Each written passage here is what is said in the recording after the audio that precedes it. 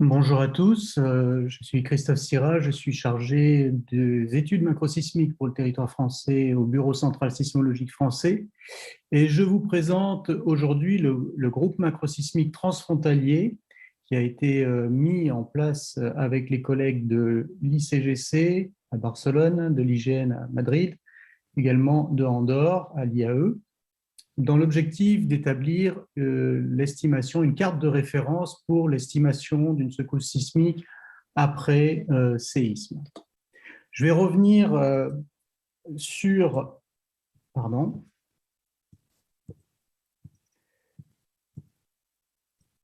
je vais revenir sur les fondamentaux parce que le public est assez large aujourd'hui. Parce que l'intensité macrosismique est souvent confondue avec notamment la magnitude d'un séisme.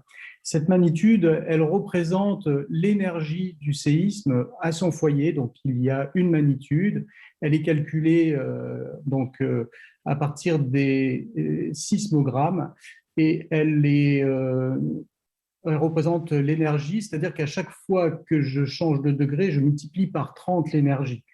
C'est un peu comme essayer d'estimer, de calculer la consommation d'une ampoule électrique, elle fait 20 watts ou elle fait 100 watts.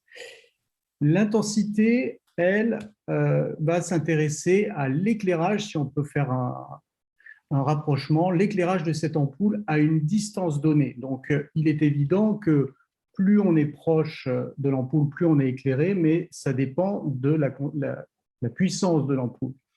Donc, on est plus éclairé par une ampoule de 100 watts que, évidemment, une ampoule de 20 watts. L'intensité macrosismique, eh bien, elle va représenter cette sévérité de la secousse sismique, un peu à l'image de cet éclairage d'ampoule, mais de façon un petit peu plus complexe.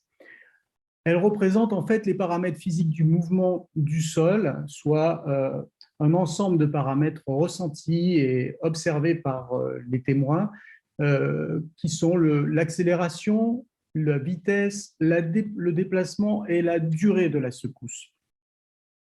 On peut mesurer ces paramètres physiques par un sismomètre. La difficulté que nous avons, c'est que nous n'avons pour le territoire français, par exemple, que 400 stations sismologiques en France et nous avons beaucoup de zones où nous n'avons pas l'information nécessaire. Nous ne l'avons que par interpolation. Les cartes de secousse que vous avez vues tout à l'heure sont des cartes qui sont issues de points, de mesures réelles, mais avec beaucoup d'interpolation entre chaque point.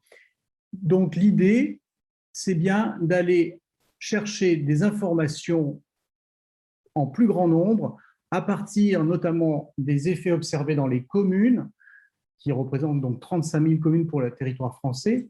Et on va regarder en fait des indicateurs comparables d'un site à l'autre, c'est-à-dire les effets sur les personnes pour les petites secousses faibles, puis on va grimper dans la sévérité de la secousse en regardant les objets, puis les mobiliers et enfin les effets aux constructions.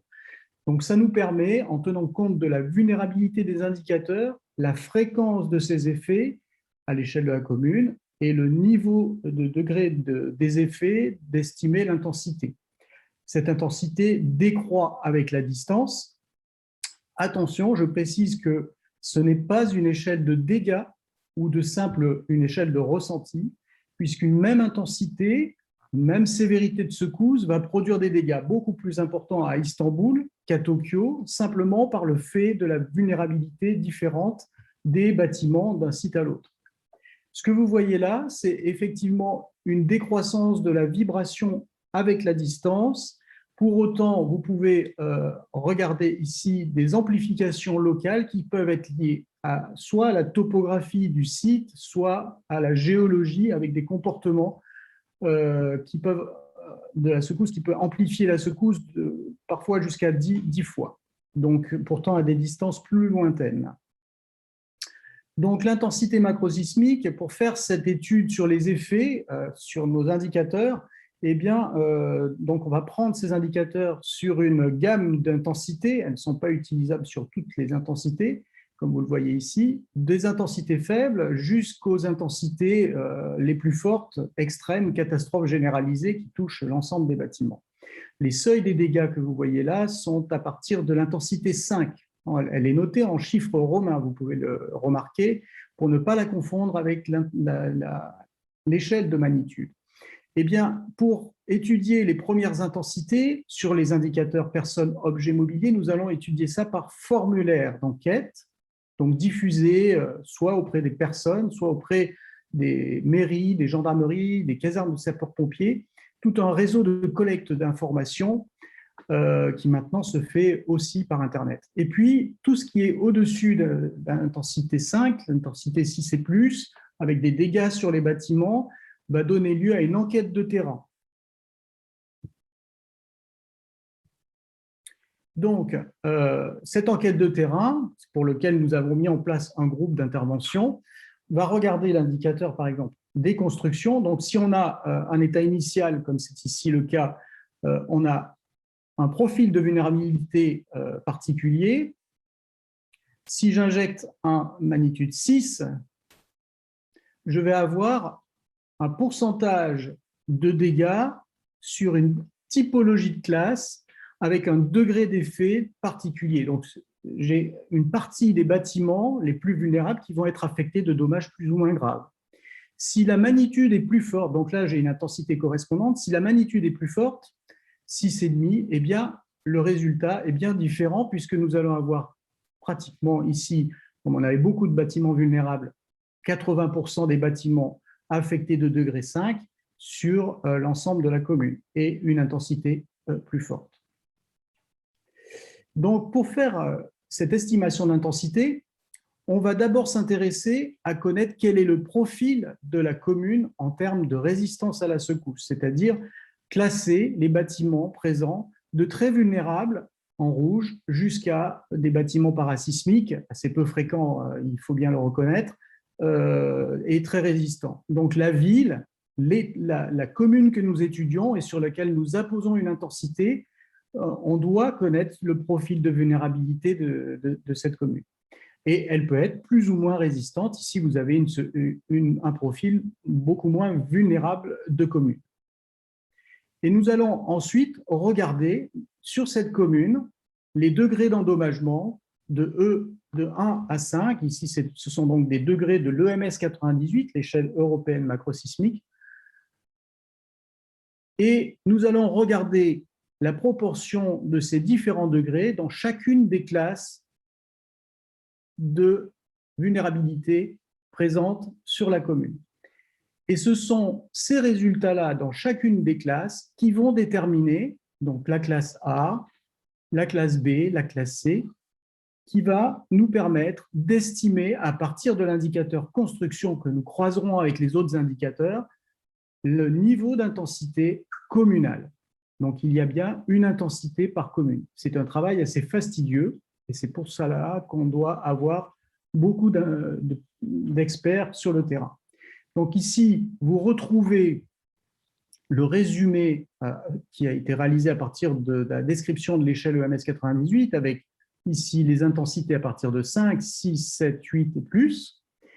Ici, les niveaux de dommages pour chacune des intensités, les niveaux de dommages attendus pour chacune des intensités, et puis la fréquence de ces effets. Donc ici, par exemple, vous voyez dans l'intensité 6, le degré 2, il y a quelques bâtiments, donc de 0 à 15% de bâtiments de vulnérabilité A affectés, etc. dans chacune des classes. Vous voyez aussi que toutes les informations ne sont pas nécessaires pour estimer une intensité communale. On peut se fier sur les dégâts les plus forts et les fréquences des effets les plus importants.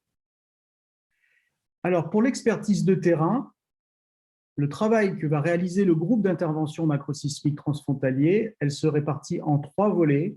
La première partie, c'est une interview du représentant de la commune pour déterminer ce profil de vulnérabilité sismique ou le confirmer, parce que nous avons aussi des données en amont. On va aussi regarder le niveau d'endommagement par classe de vulnérabilité, vous l'avez bien compris. En partie 2, nous allons visiter les bâtiments les plus affectés pour valider les classes de vulnérabilité affectées et le niveau des dommages observés. Et enfin, en partie 3, nous allons faire cette synthèse communale sur l'ensemble des indicateurs et estimer le niveau d'intensité communal. Donc, pour ce travail, un groupe d'experts transfrontaliers a été constitué entre les instituts et formé en 2019 sur l'expertise macrosismique, l'expertise de dommages et de vulnérabilité bâtimentaire, le protocole d'enquête que nous utilisons, la sécurité en zone de dommage, quelle est la démarche pour que les experts ne soient pas en insécurité, et éventuellement les impacts psychologiques, comment les repérer, les diminuer de l'équipe qui intervient. Voici le groupe. Comment est coordonné le groupe? À partir de l'alerte sismique, c'est-à-dire toutes les informations que vous avez pu voir en amont de cette présentation, localisation, magnitude, profondeur, et les intensités maximales modélisées, le manager national va être alerté. Il va regarder la zone impactée, regarder les degrés et fréquences des dommages attendus, les intensités maximales probables, et si l'on est dans un cas où on a des dommages supérieurs ou égaux à 3 et l'intensité probablement supérieure à 8, on peut décider d'activer ou non le groupe d'intervention.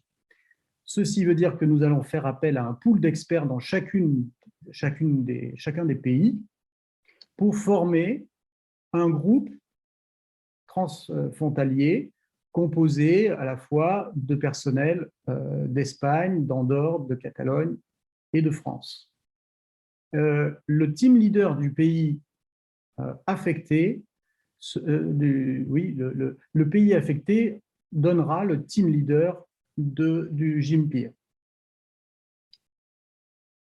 Ensuite, il y a une mise en place par contact avec les autorités, localisation du choix du mode d'hébergement. Vous avez vu aussi qu'avec la migration des séismes sur la carte précédente de ma collègue, ce choix n'est pas anodin pour que l'équipe soit en sécurité. Là, on va constituer les binômes, on va lancer des ordres de mission, des moyens de transport, etc., du matériel, et rédiger une feuille de route que nous transmettons aux autorités. Ensuite, il y a l'engagement sur le terrain avec un premier point de situation, l'établissement d'un plan d'enquête, la répartition des experts et l'installation de l'hébergement. Vient enfin l'enquête communale. Donc, les experts sont sur le terrain dans les communes avec l'analyse des indicateurs comme objectif, fréquence, degré et la vulnérabilité de la commune.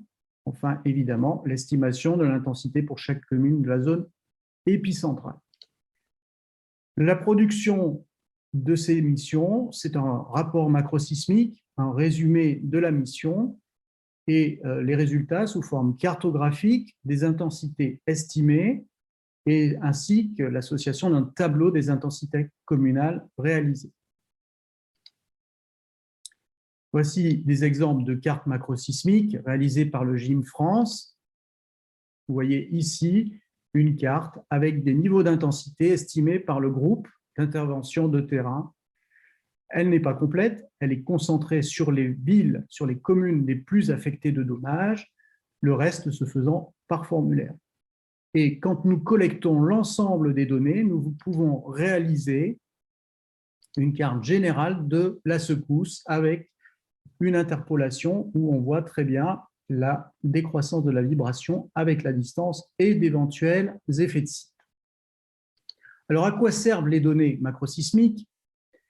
Puisque nous avons déjà de l'information rapide, eh bien, ça confirme l'information rapide de façon générale, mais ça permet de caler tous les modèles que l'on a pour caractériser l'événement. En gestion de crise, les personnes intéressées sont les autorités, les responsables de sites prioritaires, barrages, etc., les scientifiques et aussi les médias. Pour connaître la zone impactée, pour connaître l'intensité de la secousse, les fréquences des dommages et pour prendre a posteriori des décisions assurantielles de remboursement. Mais les personnes intéressées aussi sont ceux qui vont s'intéresser à la réduction du risque pour faire de la prévention, de l'information au risque sismique, la mise en place de plans de réduction des vulnérabilités, notamment des bâtiments, la mise à jour des zonages réglementaires.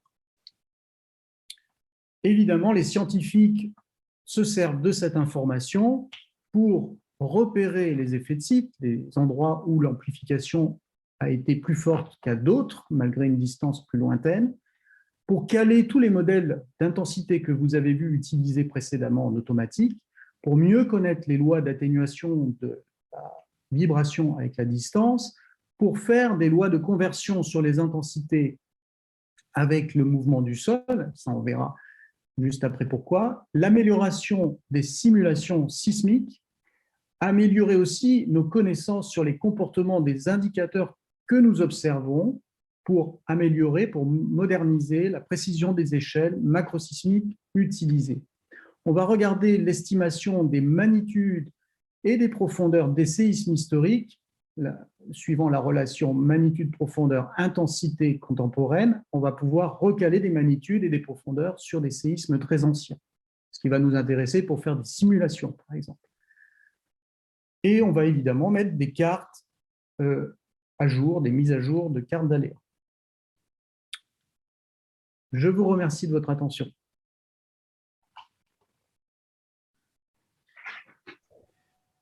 Merci beaucoup Christophe. Je ne sais pas si, je ne vois pas encore de main levée, mais n'hésitez pas si vous avez des questions à poser, sachant qu'effectivement, là, on voit bien qu'on est sur une progression. Hein, alors une main s'est levée, c'est baissé, dans le déroulé des opérations réalisées après la survenue d'un séisme, de quelque chose qui était plutôt sur de l'estimation préliminaire automatique, vraiment basée sur le modèle, et de passer à du terrain et à quelque chose qui est donc organisé avec des experts. Là, je vois qu'il y a une main levée, mais parmi les panélistes, Katerina, peut-être peux-tu intervenir? Oui, bonjour, je vous remercie pour cette présentation. Je voulais juste relier la discussion du premier atelier. On a effectivement besoin de cette donnée-là, qu'elle est très difficile de l'avoir, pour calibrer les modèles mathématiques, justement pour faire le vrai retour d'expérience suite à un séisme. C'est vraiment très intéressant, c'est un travail qui est très important à faire. J'ai une question par rapport à ça. Est-ce que vous avez aussi, parce que vous avez à la fin, vous avez des cartes d'intensité, est-ce que vous avez aussi des cartes de géoréférencées des bâtiments que vous avez inspectés? Alors, on a la localisation des bâtiments que nous inspectons, avec des photographies par les membres de l'équipe. Merci. Comme nous avons aussi d'ailleurs des retours parfois, puisque je pense que j'ai eu plus de 1500 déclarations d'individus, de citoyens sur leurs dommages personnels, des dommages faibles, mais sur le TAIL, par exemple, nous avons un ensemble de déclarations individuelles de dommages à partir d'un formulaire que nous envoyons également. Merci pour votre réponse. Est-ce qu'il y a d'autres? Oui, monsieur. Alors, je vais voir. Richard, lève la main.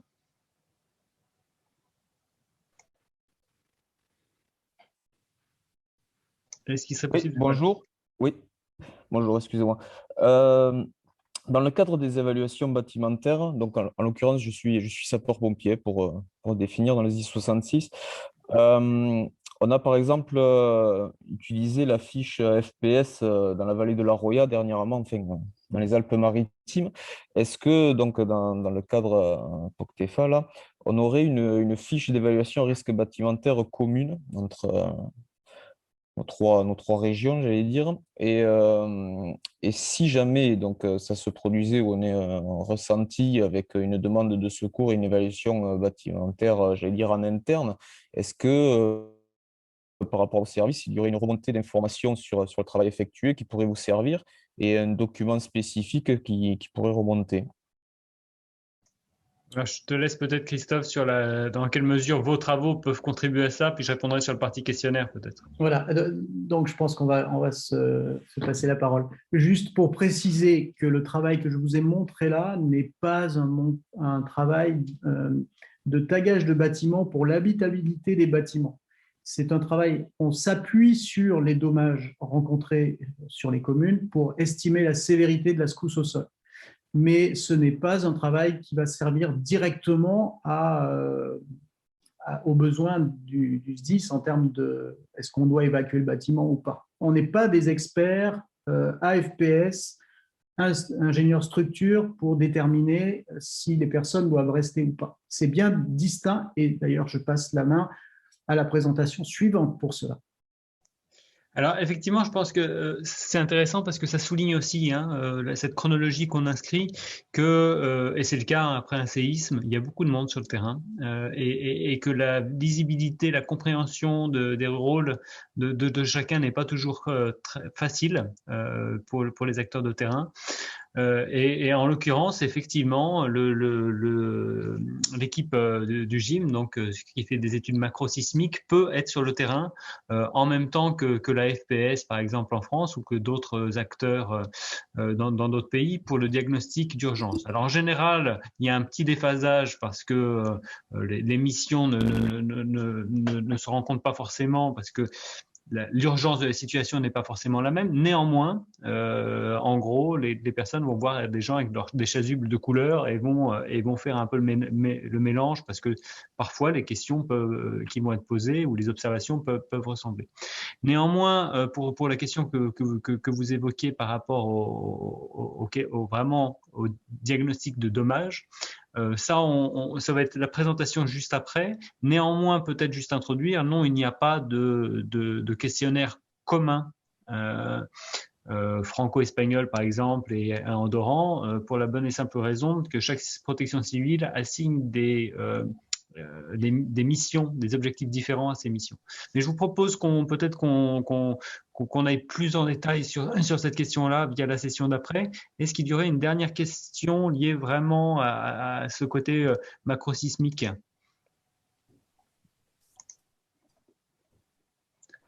Non, eh ben, encore merci à toi, Christophe, pour cette présentation.